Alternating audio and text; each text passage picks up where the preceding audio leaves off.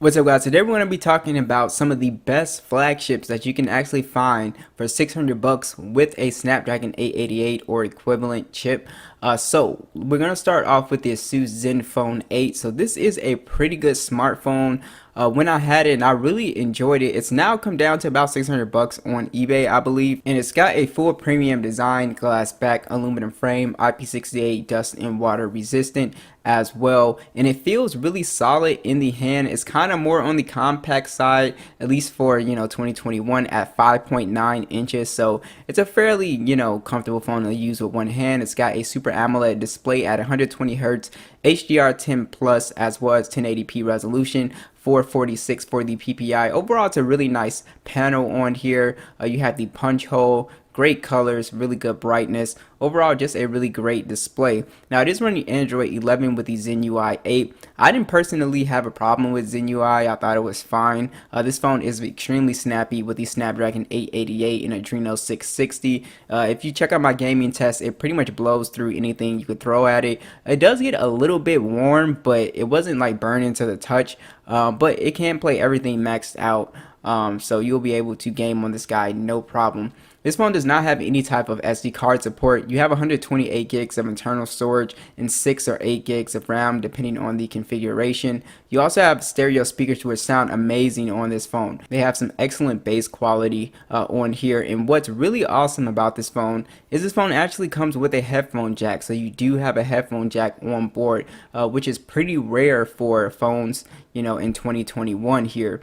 So we do have on here a under display fingerprint sensor which works pretty fast. I did not have any complaints with that. I was really happy about that. Also, NFC is on board for your mobile payments as well, and this phone is packing a very good camera. So it's just a dual camera setup, 64 megapixel standard, 12 megapixel ultra wide with 8K video at 24 frames, which is pretty crazy. And then you have a 12 megapixel selfie cam that shoots in 4K, and I was really impressed with these shots on here. Very good natural color on here, very good detail. Like I said, the 8K video was pretty awesome to have as well. The ultra wide was pretty close to the main lens.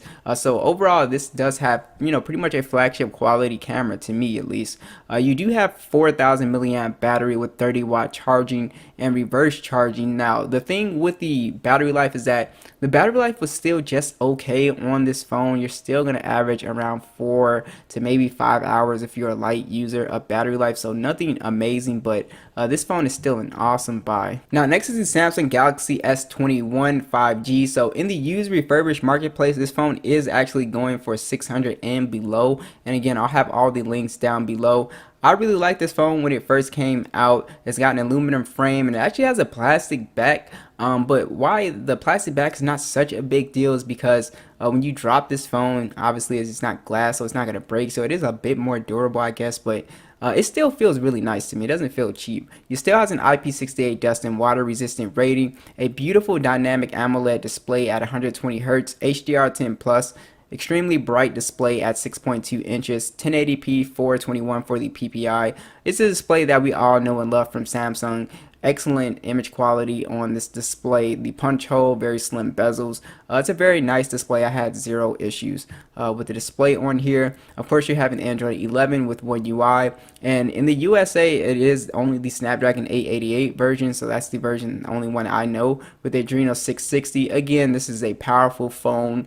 You'll be able to game on here. I was able to play Fortnite, 60 frames. Pretty much anything you do on this phone is going to be extremely fast. So this is definitely a powerhouse. Really, all of these phones are extremely powerful. Now, unfortunately, Samsung cut the SD card support with this phone, but it does have 128 gigs of internal storage and 8 gigs of RAM. You also have stereo speakers which sound amazing, super loud bass, crystal clear sound on here. Again, no headphone jack. You do have NFC on board with the under the display ultrasonic fingerprint sensor, which is very fast. It's really just a tap and you're in, so I really like that. This does have the Samsung desktop support and the wireless desktop support, which is really awesome. So if you want to beam this phone to a monitor or TV, you will be able to do that. And again, you do have flagship level quality cameras on here, really up there with the best when it comes to iPhones, Pixels. It's really really up there. It's a triple camera setup, 12 megapixel standard, 64 megapixel telephoto, 12 megapixel ultra wide. You also get 8K video on the S21 with 24 frames per second, and a 10 megapixel selfie cam that shoots in 4K 60 FPS. So you're getting some really nice shots on here. Great color signs on this phone. Also excellent detail. The telephoto is really awesome with the 3x zoom on here, and also the ultra wide is really close to the main lens as well. So the selfies just came out really nice. I really enjoyed the S21 cameras. Like I said, flagship level quality camera with 8K video is awesome. So you do have on here a 4,000 milliamp battery with 25 watt charging, and you also have wireless charging at 15 watts with reverse wireless charging, so you can also charge your earbuds or another phone with this phone if you desire to. Battery life is pretty good on here. I was able to squeeze around 6 to 7 hours of screen on time out of this phone. And again, I'm not in a 5G area, so you probably might get worse screen on time with these phones. But if you're just on standard 4G, then this phone does a fantastic job with battery life. Next is the OnePlus 9. Very underrated. You can pick this up brand new for 600 bucks. I really enjoyed this phone. I think it kind of got overhyped, so that's why you know, people had these huge expectations from the cameras, which I thought was pretty good. But this phone is also an extremely solid phone. Glass back, plastic frame, very nice feeling in the hand, especially if you get the right color. It's IP68, dust and water resistant, only on the T-Mobile version though, which is really strange. You do have a fluid AMOLED display, 120 Hz HDR10 Plus on here, 6.55 inch display, 1080p.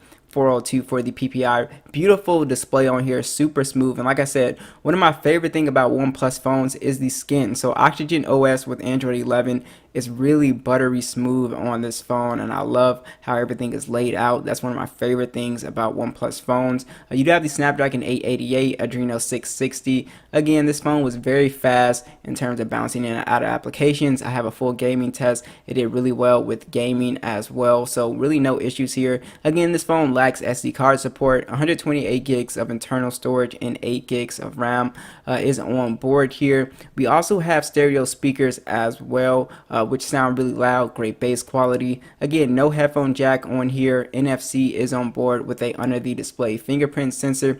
And I think this phone has very good cameras. I still think it has one of the best ultra wide cameras in any phone that I've tested. It's a 48 megapixel standard and a 50 megapixel ultra wide, and then you have a 2 megapixel monochrome lens as well, and then you have an 8K video at 30 frames per second with 16 megapixel selfie cam that only shoots in 1080p, oddly enough, which it should be in 4K. But yeah, so image quality is really good on here, and again, for a casual smartphone user, I think when you take a photo, you will be more than happy with this phone. Again, if you're a smartphone, camera nerd, then yeah, you compare it to the other ones, and it might lack in some areas with consistency, but overall, I was really happy with the shots that I was getting with the OnePlus 9. So you do have very good battery life on here, a 4,500 milliamp battery. And what's crazy about this phone is that you get a 65 watt charging speed. So this thing is extremely fast when it comes to charging. You can charge full, I believe, in 29 minutes. And they actually gave you the charger in the box, which is crazy, right? So you do get wireless charging as well. So OnePlus 9 is definitely a phone I would consider. Next would be the Rogue Phone 3 or the ROG Phone 3, however you want to say it. Now, if you can get the ROG Phone 5, I would go for that as well. It's a really nice upgrade. You do get a headphone jack with that one, but this one, it is going to cost more, so that's why I said this one you can find for around like $500 to $600, and this is a really solid phone as well. It's a great little gaming phone, has a glass back, aluminum frame on here, and you have this just really cool design with the RGB lights on the back that you can change the colors and everything. It's a really cool looking gamer phone. So you do have a AMOLED display on here at 6.59 inches. It's 1080p, and the crazy thing about this display, it's 144 Hz HDR10 Plus. And when I say that this thing is super smooth and buttery, it's still one of the fastest phones, or the fastest feeling phones that I've ever tested. The screen is just absolutely crazy how responsive it is. 391 for the PPI, so it's a very sharp panel, and yeah, I just absolutely love the display on here. You have Android 11 with the Snapdragon 865 Plus and the Adreno 650 on here. In the Rogue UI, is actually pretty nice. It's kind of not stock Android, but it's kind of like it. It's not a heavy skin, and they do have a lot of customizations for you to be able to customize the phone and take advantage of the gaming features on here. You do not have any SD card support, which I always thought was pretty odd with a gaming phone. 128 gigs of internal storage and 8 gigs of RAM on here, and of course this is going to be able to play pretty much any game you throw at it at max settings, no problem. So this is a very powerful phone. Be sure to check out my gaming test on this one. And also you do get this really cool air triggers with the RG phone too as well. So if you are interested in that, I thought that was a really cool feature to have. So the coolest thing about this phone is actually the speaker. So you have front facing speaker setup. That's why you have a little bit of bezel on this phone. And man, these speakers are still some of the loudest and crystal clear sounding speakers that I've ever heard. Excellent bass on here. You actually have 2 dedicated amplifiers on here, so the speakers are no joke. You really feel the speakers on this phone. Excellent quality. Again, still some of the best speakers that I've heard. You also have NFC on this guy as well. The under the display fingerprint sensor is pretty fast. It works no problem. Now the camera setup is a little bit lackluster compared to the other phones. The 64 megapixel standard, 13 megapixel ultra wide with a 5 megapixel macro. You also have 8K video with a 24 megapixel selfie. And it does fine. It just kind of takes, just normal average photos. I would kind of compare it to like a mid-ranger as far as image quality. So you're not going to be blown away with the image quality, especially compared to these other phones. But it does get the job done for casual, photo taker. But most people that are buying these phones, they're gamers, so they're not, really checking for the cameras like that. But another highlight with this phone is the massive 6,000 milliamp battery. Again, one of the best phones when it comes to battery life. 30-watt charging on here. You also have reverse charging at 10 watts. Battery life is outstanding on this phone. You can easily squeeze 2 days of battery life out of this phone. Just excellent screen on time with this guy. So definitely check out this phone. Last is going to be the Red Magic 6S Pro. Another very impressive phone here. It is a gaming phone. So you do have the sort of like gaming design on here, which looks really cool. Got a glass back, aluminum frame, pressure sensitive zones on here with the sliding triggers on the back. So it's just very cool. 450 hertz touch sensing for that. Built-in cooling fan with the RGB lights. It's got a beautiful AMOLED 165 hertz display, so extremely smooth, extremely responsive at 6.8 inches. It is 1080p 387 for the PPI.